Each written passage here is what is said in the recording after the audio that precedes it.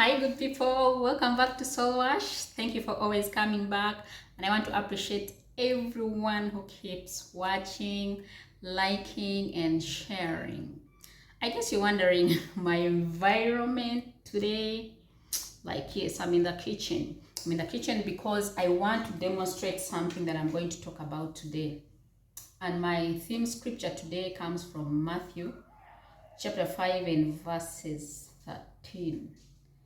It says, "We are the salt of the world, and wherein if the salt loses its saltness or its taste, of what use shall it be? Then it should be trodden to the feet, under the feet of men." And today I want to demonstrate with something that I'm in my kitchen. I have prepared. I want us to get really the depth, the inner depth of this thing, the saltiness. I have some chicken that I'm going to prepare, and I'm going to start by salting it. I don't know whether you can see. Maybe let me look for something just to raise it up. I think let me lift it up a bit with this. I hope we could see it. Probably yes, here like that. Yes, so we were going to start with salt. Why? What is salt used for? Remember it says we are the salt of the world. So what do people use salt for? There are three major things that salt is used for. Number one, it's to create taste into the food that we eat. It brings taste. And so today I am going to salt my chicken. I'm going to put a few spices to help enhance the taste. I'm going to use curry powder, the Simbambili one. It's called Simbambili curry powder. And then I'm also going to use Royco, Mchuzi mix. I'm going to mix them together. I'm going to mix the salt, the Royco, Mchuzi mix, and I'm going to put the Simbambili as well. And so I am just going to estimate. I'm a probably 41 woman. I use my head, so I'm going to estimate. I do not do measurements. Growing up, my mom taught us to use our heads while in the kitchen, she said. And I didn't understand why she was telling us to use our heads then. Because whenever I moved out, people kept talking about measurements. What measurements do you put for this? What measurements do you put for rice especially? They would say 1 cup of rice, you use 2 cups of water to cook. But my mom did not teach me that. My mom didn't teach all her children that way. Before, she would tell us, look at the rice and estimate the water that is going to cook. She was trying to make our heads creative. She was trying to say, in the event that those things are not there, what will you use? You have to improvise. And so yes, I have mixed all this. I've mixed the salt, I've mixed the Simbambili.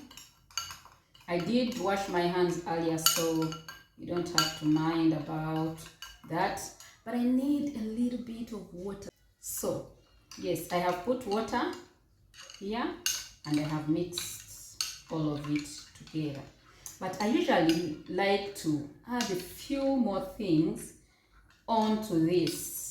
We mix this, but I also usually love to have lemon in my concoction.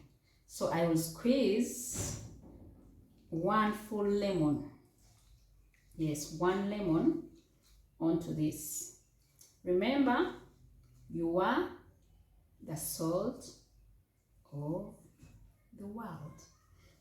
Question is, with all these spices, of course, the outcome is going to taste good. That we know. With all this, the outcome is going to taste good. However, if we ask ourselves that without the salt, I want you to just imagine all these good things without the salt.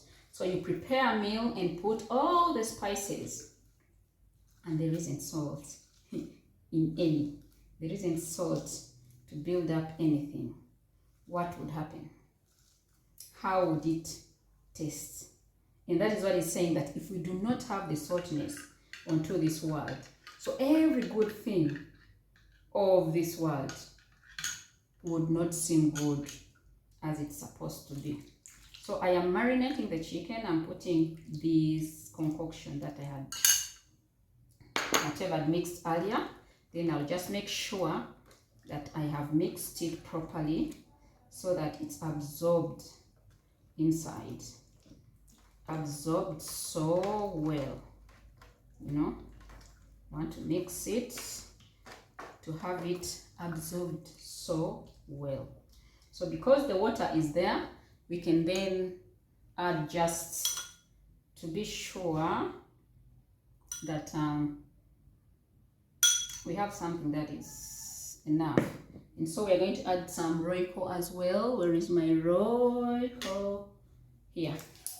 I'm going to add some Royco as well, just to thicken the concoction a bit. To thicken the concoction a bit. And still mix it up. While doing this, we are preheating our oven that we're going to use to bake this. Now, this is not going to just be cooked, you know. This is not going to be cooked. Remember, all these I am just using my head.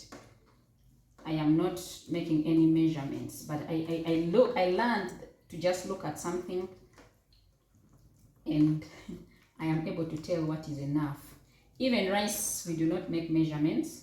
I don't make measurements. It's not bad. It's a good thing to do so if you're not used to it. But my upbringing did not teach me to do measurements for things or rice. My eye does the measurement. I look into it and my head tells me, okay, this is what is going to be used. So ladies and gentlemen, this is the first use that you remember I said we're going to have 3 uses of the salt. So this is the first use. Let's get into first bake it, and then we'll come back and share the second and the third uses. Bye bye.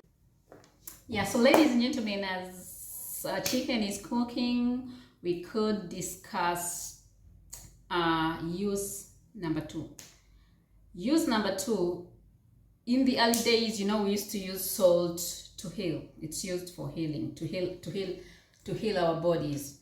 Like when you had wounds in the throat, they would give you water and they sprinkle in some salt and they tell you to gulp it out.